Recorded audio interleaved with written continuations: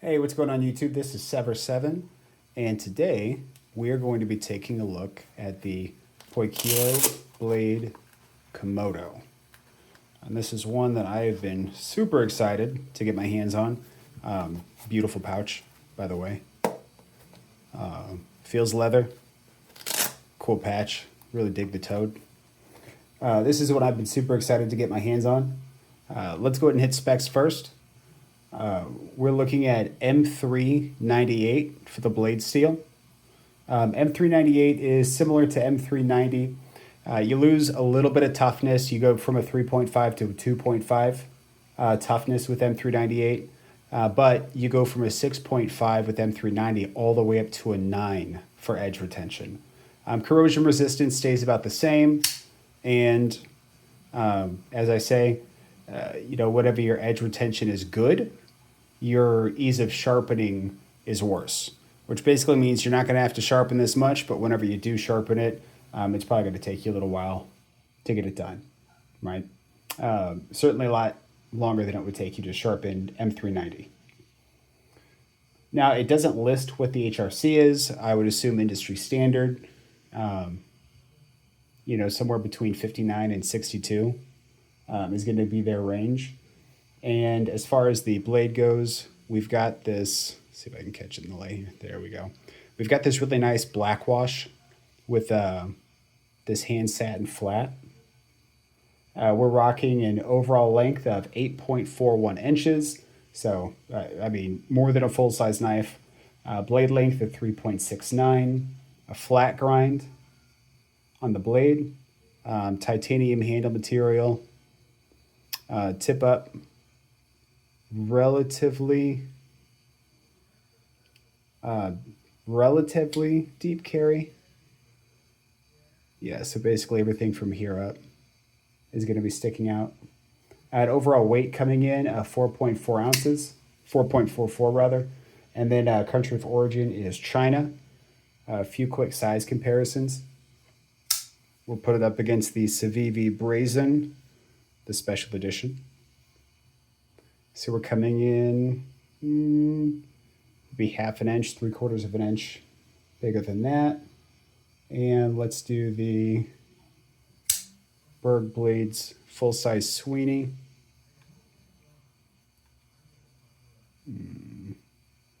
Yeah, about the same as the Brazen.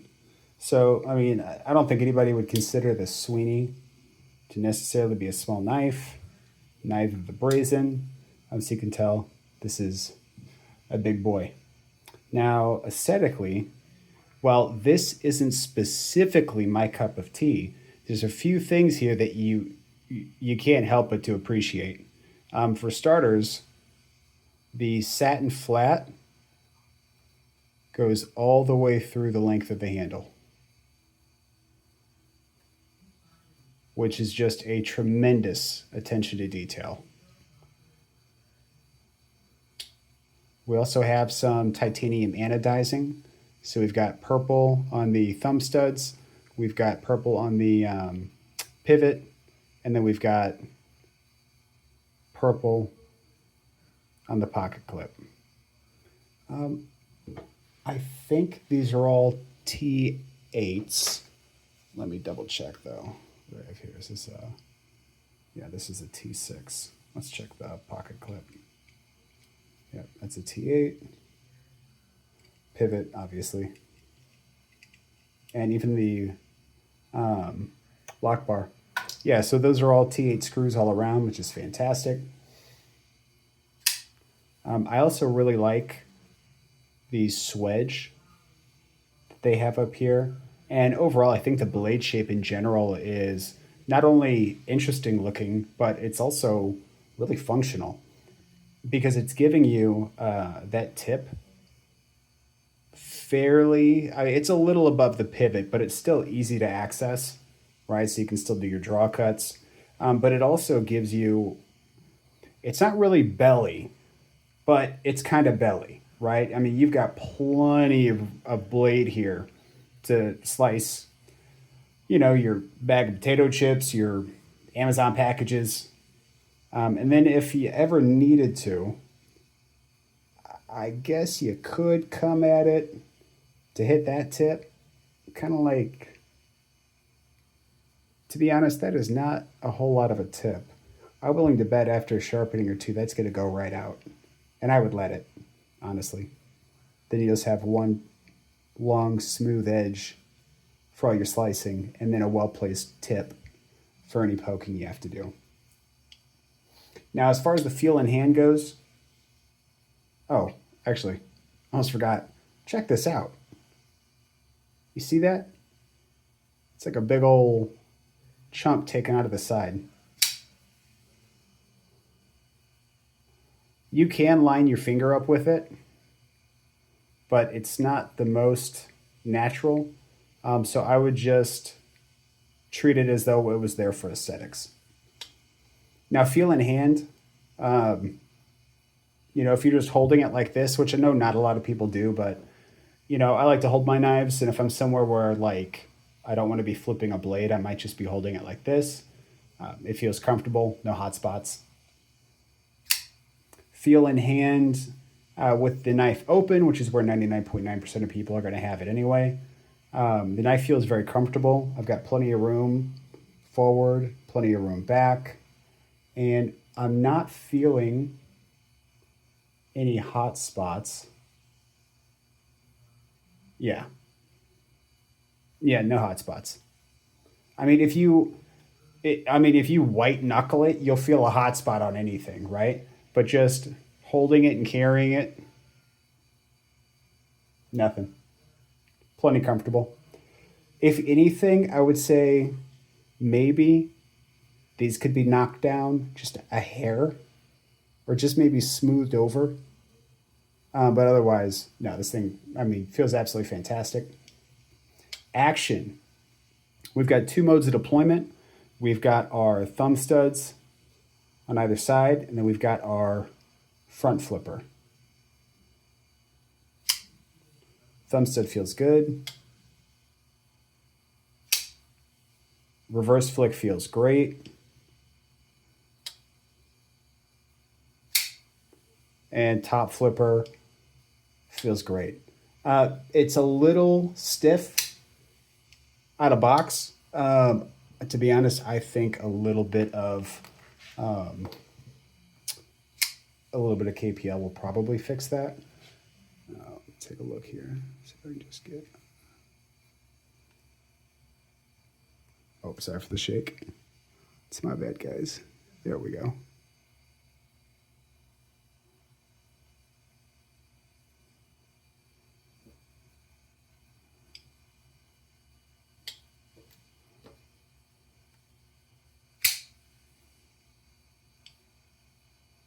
Yeah. It's not a ton right out of the gate. You still want to break it in, but I can already feel it's about 10% easier. And the detent was good for me where it was at, right? So if the detent, if you don't like a stiffer detent, then you're going to want to hit it with some oil, probably oil the bearings, which this is riding on bearings, and then take a little bit of time to break it in. Now, as far as the lock bar disengagement, the feel of it is important to me. The travel distance is important to me. We've got a very short travel to disengage the lock bar. And it's a stiff lock bar, right? You got to put some effort into it to move it. And it does have a little scoop right here to make it easier to get in there and to make it relatively comfortable, right? It's not comfy cozy, but considering, the amount of pressure you have to apply to close it, it's nice that they gave you that big scoop to make it pretty effortless. All right, let's talk about the acoustics. So I'm going to go ahead and flip this open and closed silently, just so you can listen to the acoustics and know if they're right for you.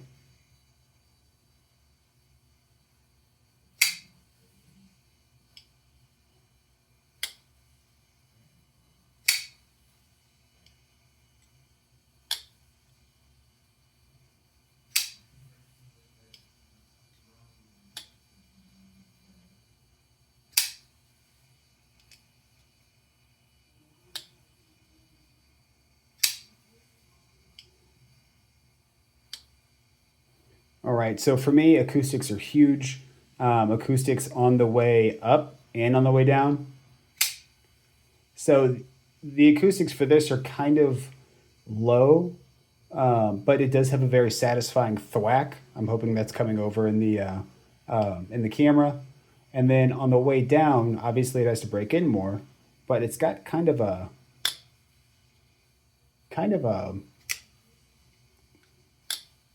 I don't really know how to describe that, but I like it.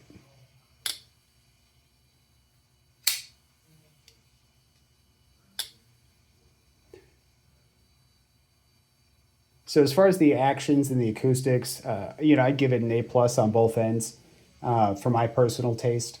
Now, how much does this thing cost? Well, this knife is going to be coming in at about 400 bucks. Now, keep in mind, this is going to be a step above your Wii knives, a step above your Best Tech knives. This is going to be, you know, this is going to be towards Riyadh, maybe a little north of Riyadh. Okay, so that price tag is definitely deserving. For me, with a different aesthetic, I would absolutely pay 400 bucks for it. With the blade steel, the quality of construction, the action and acoustics. Yeah, I can already feel that lock bar starting to loosen up a little bit. If you like the way this knife looks, if you value acoustics and ergos, and everything was like this knife was checking all your boxes, then absolutely. I can tell you it's a good knife. This thing's going to last you. It feels solid in hand. So as long as you like the acoustics, you care about ergos, action's important, and the style of knife just speaks to you, 100%. I recommend this knife. Poikilo has a lot of interesting designs, a lot of very, very cool configurations. And one thing I noticed they're doing is they're making regular versions of their knives. It's just like their standard models, which is what this is. But then they're also making like mid-tech versions of those knives. I don't know exactly what the difference is. I have to assume one of them has more of a, like the mid-tech is probably going to have more hands on it. To what extent, I don't know. And then they're going to have a level above that, which is, I don't really know the word for it. I don't know what terminology they're using, but it's going to be like the most decked out version of that knife. So it's almost like every knife has 3 versions of itself, with the more affordable version, being between like that $350, $400 range, and then going up from there. The link for this knife is going to be down below. I don't know necessarily that it's going to be in stock. I know Blade HQ has them listed as coming soon, and I know a few places were carrying these, but they might be sold out. There isn't a ton of these around, and I know wherever they drop, they go pretty quick. So any links I have for this is going to be linked below in the description. Please follow me on Instagram at SEVRSEVN. That's at Sever7 SEVRSEVN.